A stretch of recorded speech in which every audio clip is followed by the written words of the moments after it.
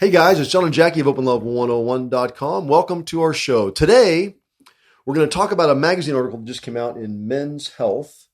I love Men's Health magazine.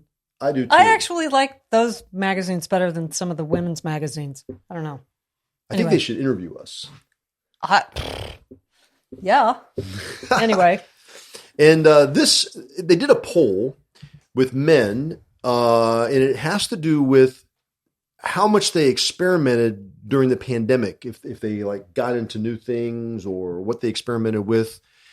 But before we get into it, I want to mention, if you want to hear about our upcoming articles and videos and podcasts, you need to join our newsletter, subscribe to our newsletter at openlove101.com. Okay, let's get to the juice. Get to the good stuff. All right. So, into the wild, 1/3 of American men are more sexually experimental now than before the pandemic began. 1/3. That's a lot. It is. And that's the beginning of what we learned when we surveyed guys about their sex lives. So this is straight from the article in the February 14th issue of Men's Health. That's a third. That is a lot. They're feeling more sexually experimental now than before the pandemic. The article says that one of the main reasons for this is stress. And the pandemic did put a lot of stress on people. And so when you get stressed out like that, it's often harder, this is a quote, often harder to feel desire or stay in the moment because our mind is distracted and wandering. And so boredom might have played a role in it as well.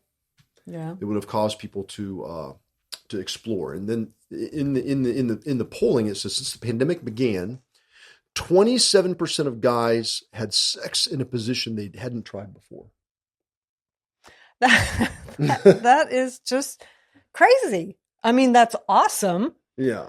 I guess that would be the upside of what's been going on. I mean, I'm thinking, so are these guys that maybe just had monogamous, like what you're not monogamous, missionary position sex. Right. And then during the pandemic, they're like, oh, let's try doggy style. Let's try something different. Yeah. I mean, who knows? I don't know if it breaks it down into what that is, but that's interesting. I could say we didn't try any new sex positions during the pandemic. What? Are you sure? I don't know. It's new sex. We had a lot of different sex positions. Well, yeah, I don't know. 25% have dabbled in role play for the first time. So 25% of men in America tried role play for the first time. That's something we're big proponents of, by the way, especially for couples that are wanting to like push the envelope a little bit in their relationship. Role play. Yeah. And see how it makes you feel. Yeah. Well, yeah. It's okay. So here's the thing for me, like when it comes to role play, and I remember the first, few times that we did that, at least for me, I had to really kind of get outside myself and take that self-consciousness and kind of put it on a shelf. You just hang out over there for a little bit. I'll be back to get you in a minute. Right now, I'm going to come over here and I'm just going to try to kind of get lost in a character and just see what ends up happening. I'm not going to put a lot of structure into it or, a lot of heavy belief into it. I'm just going to kind of close my eyes and let myself have this different kind of sexual interaction with you that's coming from a different space and just see what ends up happening. And it was interesting.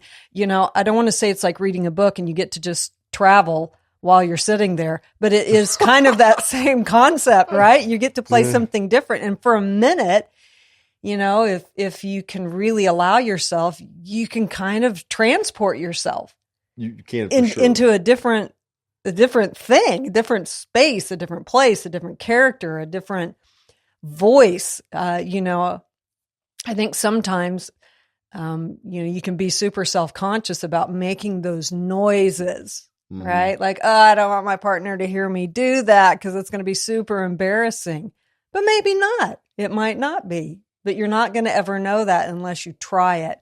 And then I think especially for role play, if it's something that you and your partner are going to do, then that kind of judgment, that gets to sit next to self-consciousness over on the shelf.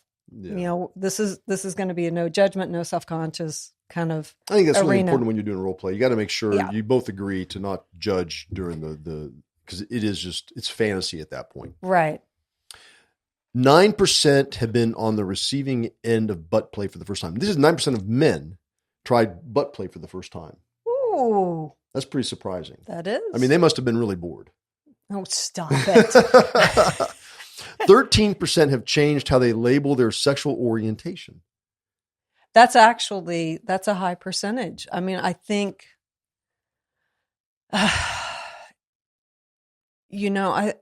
when you kind of have to be creative, like when you're in a space that's going to force you to maybe think outside your own box, that's when some of these transformations happen.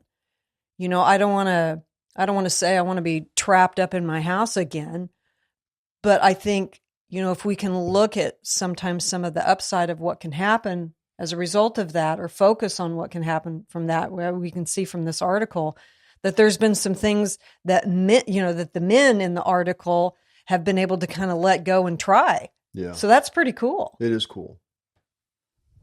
A positive thing that's come out of the pandemic. Yeah. 22% have been more comfortable sharing their kinks with a partner. That's a very high number. And it's really interesting to me because that's something we've talked about with other guests. The fear that happens when we want to share something with our partner that we can be embarrassed about or have shame about, and to be able to overcome that. And maybe in this, time where people were cooped up, right, and really you weren't allowed to go anywhere or do anything. So it kind of forced you. And I've heard some negative stories about people being cooped up and having all kinds of problems, but it sounds like some of these people in here were able to have more fun. Yeah. Let's just try it. See what happens. 36% purchased at least one new sex toy, and 10% had their first group sex experience. And that one's really surprising because we're supposed to be quarantining away from other people, and they're having group sex. I am not saying anything. No, okay.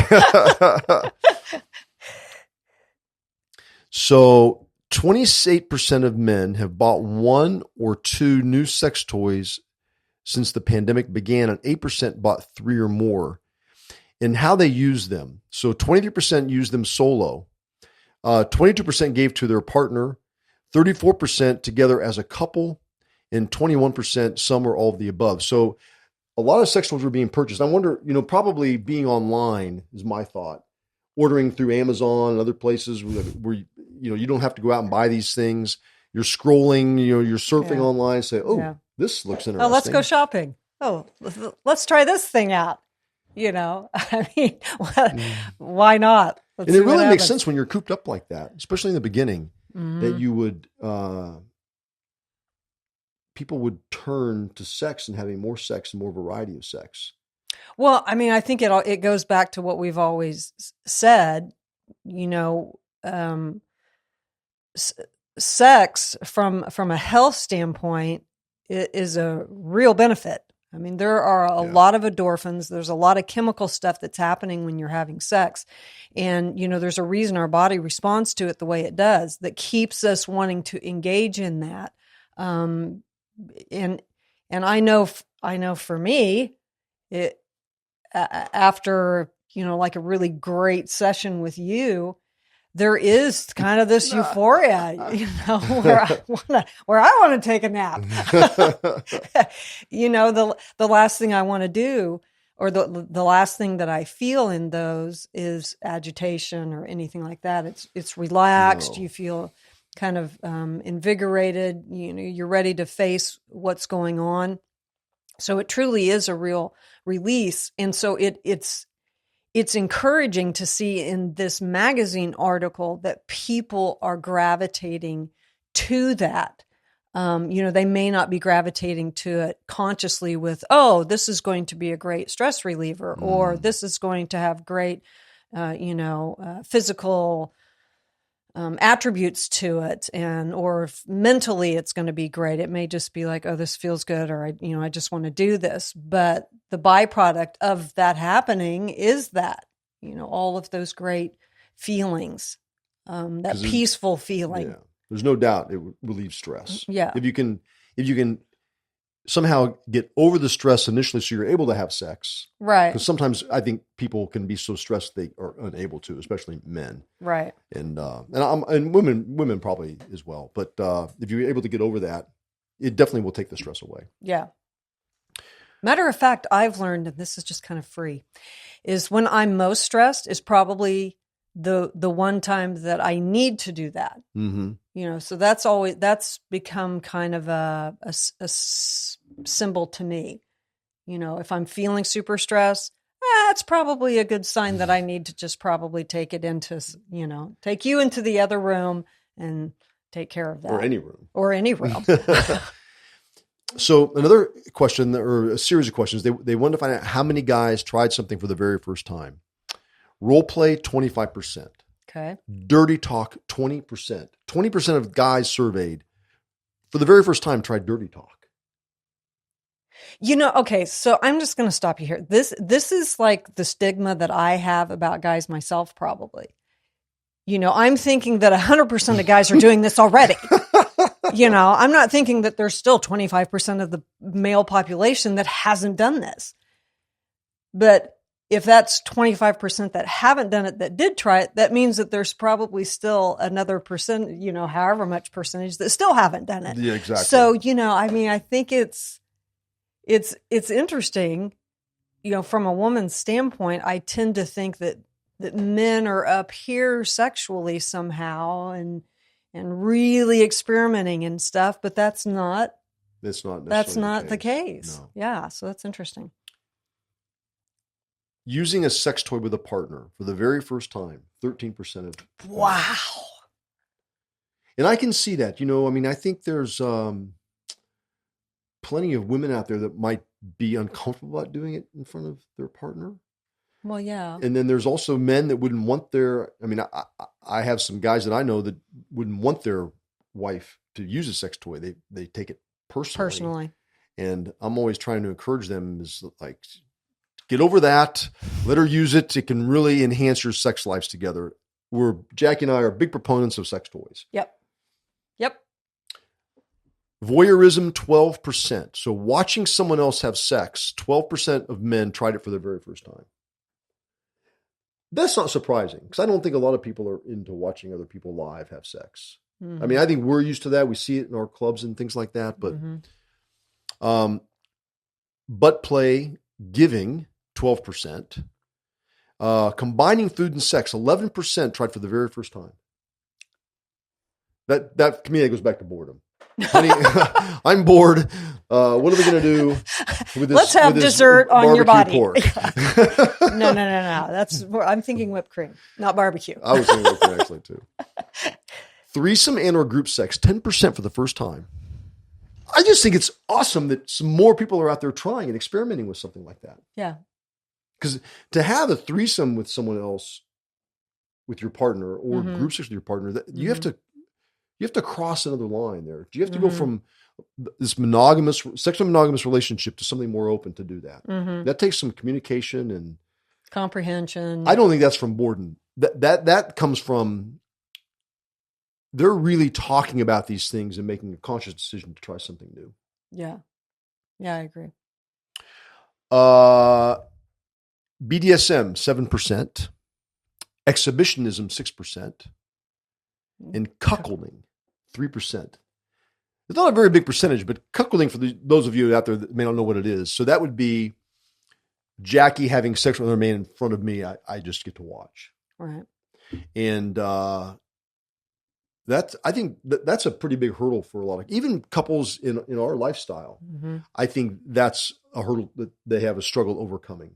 Men were really, were raised to be these, macho guys and, no one can touch you. Right. I know guys that if someone looks at you or looks at his wife funny, they may get upset and want to have a battle.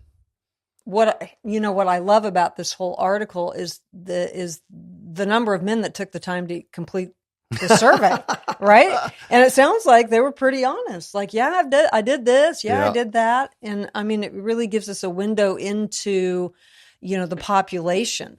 of what's going on, and that shift, right? So we're kind of shifting more towards an acceptance of a more fluid sexuality that we have, that it doesn't have to be so rigid. There isn't just this one path that has to be followed. There's lots of branches to it, and we can have satisfaction in any of those branches that we take. Yeah. I mean, one is not more or less important than the other, because you're still talking about individuals coming together and agreeing to whatever it is that they're agreeing to. And as long as everybody's agreeing to that, more power to them. I mean, and this is when it gets into consensual non-monogamy. Really? Except here they call it ethical non-monogamy, or E&M. Right. Whereas, I've heard that before. We talk about C&M. Consensual non-monogamy, but it's the same thing. The same thing. Yeah. It says here, even if guys aren't exploring ethical non-monogamy, aka open relationships, which could be just having sex with other people, or polyamory, it could be many things. In droves, a bunch are at least curious. Trying it could have benefits. Men who took up E&M during the pandemic report increased sexual and romantic satisfaction. I've heard that before. Well, you've experienced it with me. I have, and you've said that before. Yes. I mean, almost verbatim. For either one of us. Right. Like if you're exploring, it really probably drives your sexual libido higher. It definitely is a turn on for me, and vice versa. I know if I'm with someone else and your openness to it or your encouragement of it, that's a big turn on for me and really draws me closer to you romantically and with our relationship overall. Right. So 56% said hard pass now and forever. They would never try it. Okay. That's probably a lot of those guys are doing it on the side. Well, we don't know that. Come on. So 56%. Okay. Yeah. 9% have done it, just not right now. So something they've tried before. 19%. Okay. All right. 17% haven't done it, but maybe would do it someday. Okay. Leaving that door open. Yeah. So that's a lot of men in the country. Yeah. 8% are doing it right now, according to this survey. So 8% of the men in this survey are actively during the time are actively doing consensual monogamy. And see, to me, that's encouraging, because we've got 8% of the men that are saying, yeah, I'm doing this. Like they feel like they can be open enough in this survey to answer that question. Yeah, and I don't know how many guys were surveyed in this, and what the slice of the population would be, but that 8%, that's a lot. Yeah. And keep in mind, this is ethical non-monogamy. So that means their partner, they've agreed about it. So of all the guys doing E&M right now, 43% started exploring it during the pandemic. Shut up. I'm telling you. And that people ask me all the time, have at the clubs, are you guys busier because of the pandemic? And I'm like, I just think it's a natural trend, but maybe not. No, I think yeah. I mean, I think this is when you are in close quarters, I think with your partner, one of two things is going to happen, right? You're either going to get to where you're like, don't talk to me, or, wow, we're having some amazing conversations. I didn't know this about you, or I didn't know that's how you felt, or maybe we can try something different, or, hey, let's get online and buy that toy, or, I think you're going to have a spectrum. And obviously somewhere in the middle of that, people are having those conversations. Think about when the pandemic first hit and they quarantined everybody, things shut down. You couldn't go anywhere. And you and I communicate a lot. I mean, we talk a lot, but I think that first few weeks when we were taking long walks every day, we spent a lot of time together talking. Mm-hmm. Mm-hmm. And I imagine that's true for people. Maybe they don't have great communication, but during the initial part of the pandemic, if they, and I think there's both sides. Probably some people just didn't get along because they were around their partner all the time. They weren't able to go to the office. But I think the couples that are close probably became closer. I would agree. Yeah, because I mean, you've got to create your own form of entertainment, right? You can't just, oh, we're going to get in the car and we're going to go to a movie, or we're going to go over here and we do this, or we're going to eat with our friends, or we're going to, now it's just you and your partner, and it creates a platform of some great communication. I mean, it can do the other, but it also can create that. So I that may be a natural byproduct of some of this too. This poll found that what's holding some guys back from consensual non-monogamy, 41% are afraid of jealousy. We get that question all the time. I mean, I've dealt with it, so I get it. Yeah. 46% are not sure how to bring it up with their partner. Yeah. And 32% are worried about STIs. Yeah. And Jackie and I hear all of these right frequently. Right. I think probably the number one question we get: how do I bring it up to my partner? How do I talk to my partner about it? And we really need to do a podcast about that. Really talk, maybe even bring some guests on to talk about how they brought it up with their partners, because that is challenging. How do you bring up the fact that you would like to explore having sex with someone else? Well, I mean, I think in the past we've always said like, oh, just take one of our videos and be like, oh, look at this video that popped up on my thing. What do you think of it? Look at that happy couple. Yeah. They have sex with other people too.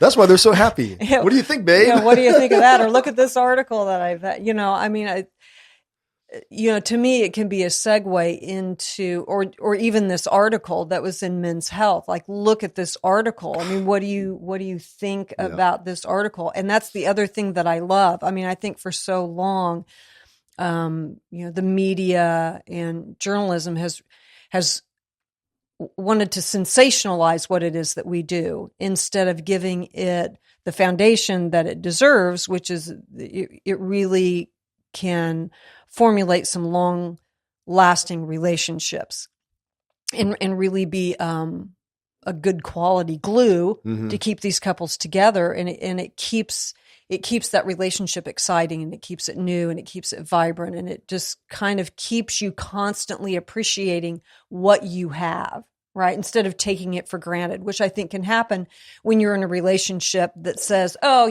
we're going to be together forever because we made this vow and this is just how it's going to be. But I think sometimes when you introduce that option of being able to spread yourself out a little bit, it makes you much more conscious of not only yourself, but your partner. Yeah. Like, oh, I really appreciate these things that my partner does. So I love that there's more articles that are coming out about this and just flat out asking these people. Just flat out asking them what they think about it without there being, what I feel like a stigma to it. Yeah, because I've never seen anything like this before in a major magazine like this. So, right. Another topic that came up in the polling: what forms of E&M or CNM have you tried? 39%. A partner and I have had a threesome, foursome, or other form of group sex. Nice. That's a big percentage. 30%, a partner and I have hit up a sex party. All right. Or I guess that would include, I've gone to Colette. Right. A partner and I, or other clubs, a partner and I have swapped with another couple. Okay. 27%. 36%, a partner and or I have independently seen other sexual partners on the side. So it's more like an open relationship. Wow. 36%, I've had multiple romantic relationships at the same time. Okay. And 12%, I've been in a throuple, quad, or other polyamorous unit. So 12% poly. So I think that's the smallest category out of this. And it's a category I think people lead into. But the fact that almost 40% have had threesome, foursome, or group sex. Yeah. That's awesome. Yeah.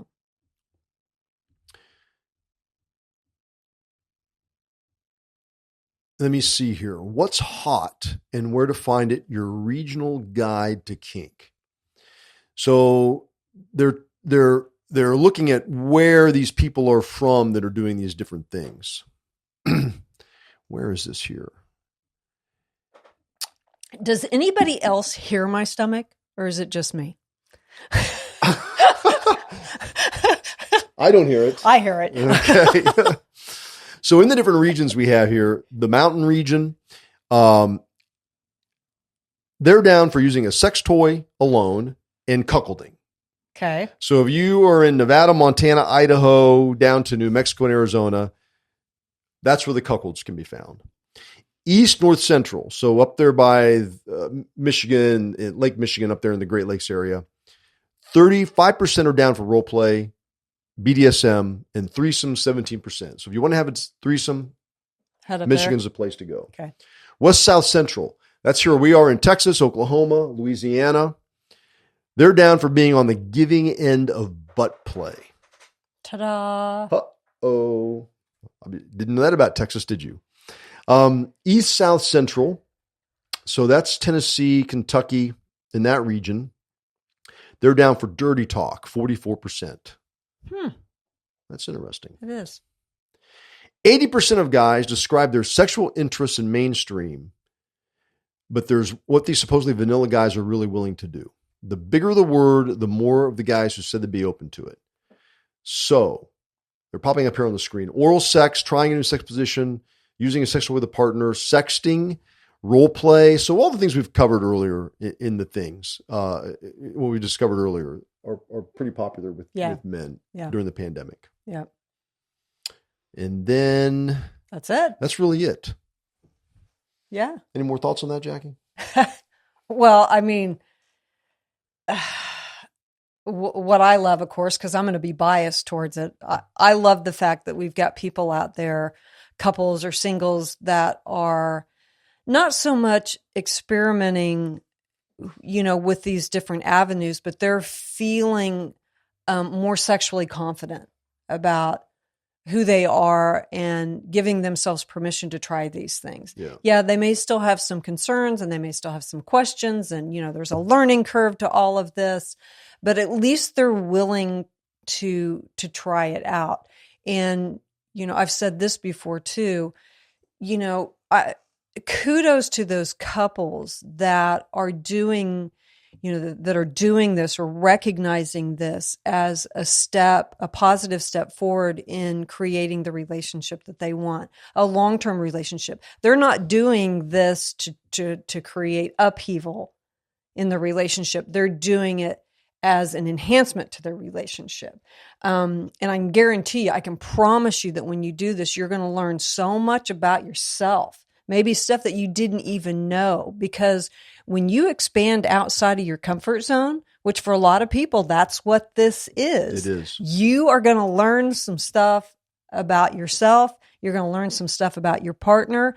And sometimes that's going to be a valley that you can run through the wildflowers and it's beautiful. And then there's going to be other times where you are trudging up that mountain and you're like, oh my God, where is the oxygen mask? I can't do this, because, you may find out there's some things about yourself that you didn't know, but this was an avenue to help bring that to the forefront.